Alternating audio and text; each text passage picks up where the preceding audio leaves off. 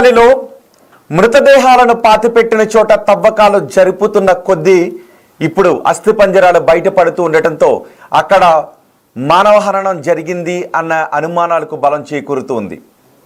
ఇప్పటికే చెప్తున్నారు, పారిశుద్ధ్య కార్మికుడు చెప్పాడు, 1995 నుంచి 2014 వరకు యథేచ్ఛగా అక్కడ మారణ హోమం జరిగింది. చాలామందిని చంపేశారు, చిత్రహింసలకు గురి చేసి చంపేశారు, అఘాయిత్యాలకు గురి చేసి మరీ చంపేశారు అని అతడు చెప్పడంతో మొదట ఇది నిజమా అబద్ధమా అని అందరూ అనుకున్నారు. ఆ తర్వాత సిట్ వేసి కోర్టు ఆదేశాలతో అక్కడికి వెళ్ళి తవ్వకాలు జరుపుతున్నప్పుడు 5వ సైట్ వరకు తవ్వితే ఏమీ దొరకలేదు. అతను చెబుతున్నది అబద్ధమా నిజమా అనే అనుమానాలు అప్పుడు కలిగాయి. ఆ తర్వాత ఎప్పుడైతే పాన్ కార్డు, ఒక డెబిట్ కార్డు దొరికిందో అక్కడ ఏదో ఉంది అనే అనుమానాలకు బలపడ్డాయి. నిన్న 6వ సైట్లో తవ్వినప్పుడు కొన్ని ఎముకలు దొరికాయి. ఇద్దరికి సంబంధించిన పుర్రెలు దొరికాయి. 2 వ్యక్తులకు సంబంధించిన ఎముకలు అక్కడ దొరకడంతో ఇప్పుడు అక్కడ ఏదో జరిగింది అనే అనుమానాలు బలపడుతున్నాయి. అది శ్మశానం కాదు అని చెబుతున్నారు. మరి శ్మశానం కాని చోటకి ఎముకలు ఎందుకు వచ్చాయి అనే విషయంపై తేలాల్సి ఉంది. ఇప్పుడు తవ్వకాలు జరుపుతున్న కొద్దీ అక్కడ ఎముకలు బయటపడుతూ ఉండటంతో ఇంకా తవ్వకాల్లో ముందుకు వెళితే ఏం బయటపడతాయి అనే అనుమానాలు, ఆసక్తికరమైన విషయాలు కలుగుతున్నాయి, ఆసక్తి కలుగుతుంది. ఇప్పటికే మనకి దొరికిన పాన్ కార్డు, డెబిట్ కార్డుని పరిశీలించిన అధికారులు ఆ డెబిట్ కార్డు సురేష్ అనే వ్యక్తికి సంబంధించినదిగా గుర్తించారు. సురేష్ అనే వ్యక్తి కర్ణాటకలోనే నేలమంగలకు చెందిన వ్యక్తి. అతడు కొన్ని సంవత్సరాల క్రితం ఇంట్లో నుంచి బయటకు వెళ్ళిపోయాడు. 2 సంవత్సరాల పాటు అతడు ఎక్కడికి వెళ్ళాడో తెలియదు. ఆ తర్వాత అతని ఆచూకీ తెలిసింది. మీరు బిగ్ టీవీ స్క్రీన్ పైన చూస్తున్న ఈ వ్యక్తికి సంబంధించిన పాన్ కార్డు దొరికింది. అంతేకాదు అక్కడ దొరికిన ఏటీఎం కార్డుపై లక్ష్మి అనే పేరు ఉంది. ఆ లక్ష్మి అనే పేరు ఎవరిది అంటే అతని తల్లిది. సో పాన్ కార్డ్ అతనిది, ఆ ఏటీఎం కార్డు అతని తల్లిది. ఆ 2 ఫోటోగ్రాఫ్స్ని కూడా మీరు బిగ్ టీవీ స్క్రీన్ పైన చూస్తున్నారు. ఆ వ్యక్తి మరణించాడు. అయితే ఆ వ్యక్తి 2 సంవత్సరాల క్రితం మరణించాడు. అతను మరణించినది కామెర్ల వ్యాధితో మరణించాడు. అతన్ని ఖననం చేసింది ధర్మస్థలిలో కాదు, వేరే చోట అతన్ని ఖననం చేశారు. కానీ అతనికి చెందిన పాన్ కార్డ్, అతని తల్లికి చెందిన డెబిట్ కార్డు అక్కడికి ఎందుకు వచ్చాయనే అనుమానాలు వ్యక్తం అవుతూ ఉన్నాయి. అతను ఇంకెక్కడైనా నదిలో ఎక్కడైనా స్నానం చేస్తున్న సందర్భంలో పర్స్ ఏదైనా పోయిందా, లేదు అతను మిస్ అయిన 2 సంవత్సరాల కాలంలో ధర్మస్థలికి వచ్చి ఉన్నాడా, ఆ సమయంలో అతని పర్సును పోగొట్టుకున్నాడా, అవి ఆ నదిలో కొట్టుకుని వచ్చి అక్కడ కప్పబడిపోయాయా అనే అనుమానాలు వ్యక్తమవుతున్నాయి. అయితే శవాలను కప్పబెట్టిన చోట అతన్ని ఐడి కార్డ్, పర్సు ఎందుకు లభ్యమైంది అనే అనుమానాలు కూడా అక్కడ వ్యక్తమవుతున్నాయి. లేదు అతను 2 సంవత్సరాల పాటు కనిపించలేదు. 2 సంవత్సరాల పాటు కనిపించని అతను ఈ ప్రదేశంలో ఏం చేసి ఉంటాడు అనే అనుమానాలు కూడా వ్యక్తమవుతున్నాయి. ఆ దిశగా ఇప్పుడు పోలీసుల విచారణ కూడా కొనసాగుతుంది. అంతేకాదు పారిశుద్ధ్య కార్మికుడు ఎక్కడెక్కడైతే చూపించాడో స్పాట్లు, ఆ స్పాట్లలో ఇప్పుడు తవ్వకాలు కొనసాగుతున్నాయి. నిజానికి ఇప్పటి వరకు తవ్వకాలు జరుపుతున్నప్పుడు అధికారులు లంచ్ కోసం బ్రేక్ తీసుకున్నారు. ఆ లంచ్ బ్రేక్ తీసుకున్న సమయంలో తవ్వకాలకు ఆటంకం ఏర్పడింది, కొంత ఆలస్యం జరుగుతూ వచ్చింది. అయితే ఈ రోజు నుంచి ఎప్పుడైతే నిన్న అస్థిపంజరాలు అక్కడ కనిపించాయో ఈ రోజు నుంచి తవ్వకాలను వేగవంతం చేశారు. అక్కడే స్పాట్లోనే అన్నం వండిస్తున్నారు, ఆహార పదార్థాలు వండిస్తూ ఉన్నారు. అక్కడ పనిచేస్తున్న వారికి, తవ్వకాల్లో పాల్గొంటున్న సిబ్బందికి, అధికారులకు అక్కడే ఆహార పదార్థాలు వండిస్తున్నారు. దీంతో లంచ్ బ్రేక్ తీసుకునే అవకాశం లేదు. చాలా వేగంగా ఈ తవ్వకాల ప్రక్రియ కొనసాగే అవకాశం ఉంది. అయితే ఈరోజు 7వ సైట్ని తవ్వుతున్నారు. 7వ సైట్లు ఇప్పుడు తవ్వకాలు జరుగుతున్నాయి. సుమారు 15 అడుగుల లోతు, 8 అడుగుల వెడల్పు తవ్వుతున్నట్టుగా తెలుస్తూ ఉంది. సో అంత తవ్విన తర్వాత మళ్ళీ పక్కకి తవ్వుతున్నారు. ఇలా ఒక్కొక్క సైట్ని తవ్వుకుంటూ వెళ్తూ ఉన్నారు. మరి 7వ సైట్ దగ్గర నుంచి ఎటువంటి వివరాలు బయటకు రాబోతున్నాయి? 7వ సైట్లో కూడా అస్థిపంజరాలు లభించే అవకాశం ఉందని చెప్తున్నారు.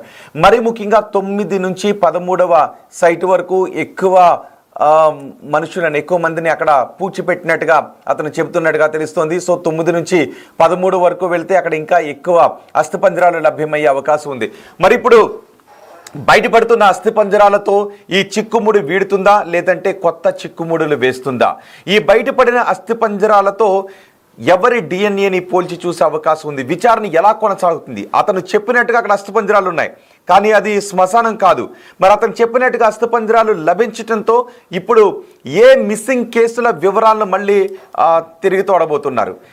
అక్కడ కేవలం ఎముకలు మాత్రమే లభిస్తే ఈ కేసు చిక్కుముడి వీడే అవకాశం ఉంటుందా, లేదు ఎక్కడో ఎవరో మిస్ అయ్యారు అనే మిస్సింగ్ కేసుకు సంబంధించి వాళ్ళ బంధువులు వచ్చి ఇక్కడ దొరికిన అస్థిపంజరాల డిఎన్ఏతో పోల్చి చూసినప్పుడు అవి సరిపోతే అప్పుడు మాత్రమే మరికొంత అనుమానాలకు బలపడే అవకాశం ఉంటుంది.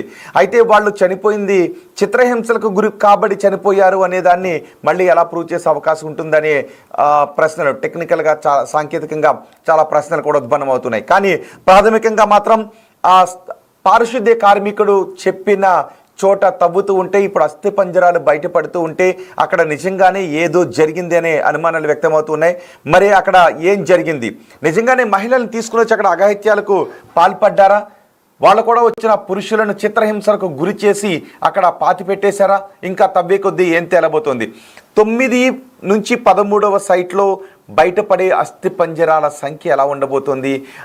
వాటికి సంబంధించిన పరీక్షలు ఏ విధంగా జరగబోతున్నాయి?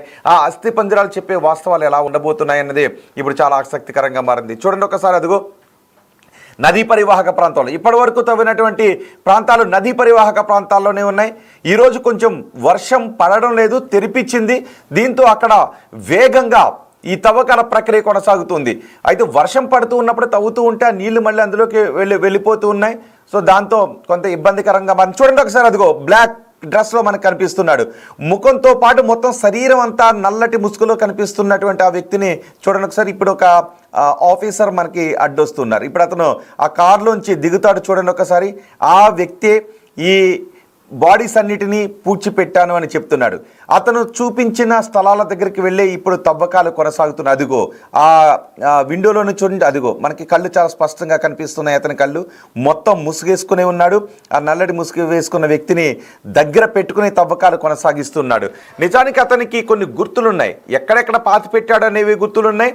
కొన్ని విషయాలను బట్టి నేను ఈ ప్రదేశంలో మహిళలను పాతిపెట్టాను, ఈ ప్రదేశంలో పురుషులను పాతిపెట్టాను అని కూడా అతను చెబుతున్నట్టుగా తెలుస్తుంది. అయితే అప్పట్లో ఈ విషయాన్ని అధికారులకు చెప్పాలి అని అనుకున్నా అతన్ని బెదిరించడంతో అతను ఆ విషయాలు చెప్పలేదు అని తెలుస్తుంది. సో ఇప్పుడు అన్నీ కూడా చాలా అనుమానాలు వ్యక్తమవుతున్నాయి. అక్కడ పాతిపెట్టిన వాళ్ళు ఆలయం దగ్గరికి వచ్చి ఏదో ఒక కారణంతో మరణిస్తే వాళ్ళని తీసుకొచ్చి పాతిపెట్టారా? అన్ఐడెంటిఫైడ్ వివరాలుగా అనుకుని వాళ్ళని పాతిపెట్టాడా?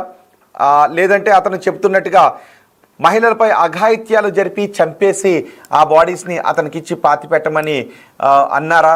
ఇవన్నీ కూడా అనుమానాలే. కొంతమంది ఇవి కాదు, గుడి ప్రతిష్టను దెబ్బతీసే విధంగా కొంతమంది చేస్తున్నారని అంటున్నారు. వాళ్ళు చెప్పే కారణం ఏంటి అంటే, ఒకవేళ చిత్రహింసలకు గురి చేసి వందలాది మందిని చంపేస్తే అన్ని సంవత్సరాల పాటు యథేచ్ఛగా మారణ హోమం జరిగి ఉంటే ఆ సమయంలో ఎవరికీ తెలియకుండా ఇలా జరిగే అవకాశం ఉంటుందా? దాని గురించి ఒక్క విషయం కూడా ఆ సమయంలో బయటికి రాదా? అంతమంది మిస్ అయిపోతే పెద్ద కలకలం చెలరేగదా అని కొంతమంది అంటూ ఉన్నారు. అంతేకాదు, అలా చనిపోయిన వాళ్లను నిజానికి ఎవరైనా ఎక్కడైనా ఒక నేరస్తుడు సాక్ష్యాలు లేకుండా చేయాలని అనుకుంటాడు. కానీ అక్కడికి తీసుకొచ్చి పూడ్చిపెట్టి సాక్ష్యాలను సజీవంగా ఉంచాలి అని నేరస్తుడు ఎవరైనా అనుకుంటారా అనే కొన్ని అనుమానాలను కూడా వ్యక్తం చేస్తున్నారు. కానీ ఇక్కడ ఈ పారిశుద్ధ్య కార్మికుడు చెబుతున్నటువంటి వివరాలు మాత్రం వేరే విధంగా ఉన్నాయి. నాకు ఆ పనిని అప్పజెప్పారు, నన్ను ఆ బాడీస్ని తీసుకెళ్ళి పాతి పెట్టమని చెబితేనే నేను పాతి పెట్టాను. ఎక్కడైనా చెబితే నన్ను చంపేస్తామని బెదిరించారు కాబట్టి నేను అప్పట్లో ఆ విషయాన్ని చెప్పలేదు అని అతను చెబుతూ ఉన్నాడు. సో ఇప్పుడు దీనిపై తవ్వకాలు జరుపుతూ ఉంటే మృతదేహాలకు సంబంధించిన స్కెలిటన్స్, అస్థిపంజరాలు బయటకు వస్తూ ఉన్నాయి. ఇప్పుడు ఆ అస్థిపంజరాలు ఎవరివిగా తేలుస్తారు? వాళ్ళు ఆ అస్థిపంజరాలు బతుకున్నప్పుడు, వాళ్ళు మనుషులుగా ఉన్నప్పుడు వాళ్ళు చనిపోయిన కారణాన్ని ఏ విధంగా తేలుస్తారు అనేదే ఇప్పుడు బిగ్ క్వశ్చన్. నిపుణులకు ఉన్నటువంటి బిగ్ క్వశ్చన్. అక్కడికి ఫోరెన్సిక్ ల్యాబ్ ప్రతినిధులు కూడా అక్కడికి వస్తూ ఉన్నారు. ఆ దొరికిన పుర్రెలను, ఎముకలను బకెట్లో, కవర్లో వేసుకొని ల్యాబ్కు తరలిస్తూ ఉన్నారు. కొంత అక్కడికి అనుమానాలు వచ్చినప్పుడు ఉన్నటువంటి స్థానికులను ఇది ఎలా జరిగే అవకాశం ఉంటుంది, ఇక్కడ ఎప్పుడైనా గతంలో ఈ ఊళ్ళో చనిపోయిన వాళ్ళని ఎవరైనా తీసుకొచ్చి ఇక్కడ పాతి పెట్టేవారా, ఇలాంటి వివరాలన్నీ కూడా అక్కడ ఎంక్వైరీ చేస్తూ ఉన్నారు. మరి ఈ రోజు నుంచి జరిగే తవ్వకాలు చాలా వేగంగా జరగబోతూ ఉన్నాయి. ఇంతవరకు జరిగిన తవ్వకాల కంటే ఈ రోజు నుంచి తవ్వకాలు మాత్రం చాలా వేగంగా జరగబోతున్నాయి. ఆ చిట్టడవిలో, ఆ అటవీ ప్రాంతంలో, ఆ నేత్రావతి నది ఒడ్డున జరిగింది సహజ మరణాలకు సంబంధించిన ఖననాల, లేదంటే క్రూరంగా చంపేసిన వ్యక్తులను తీసుకొచ్చి పాతి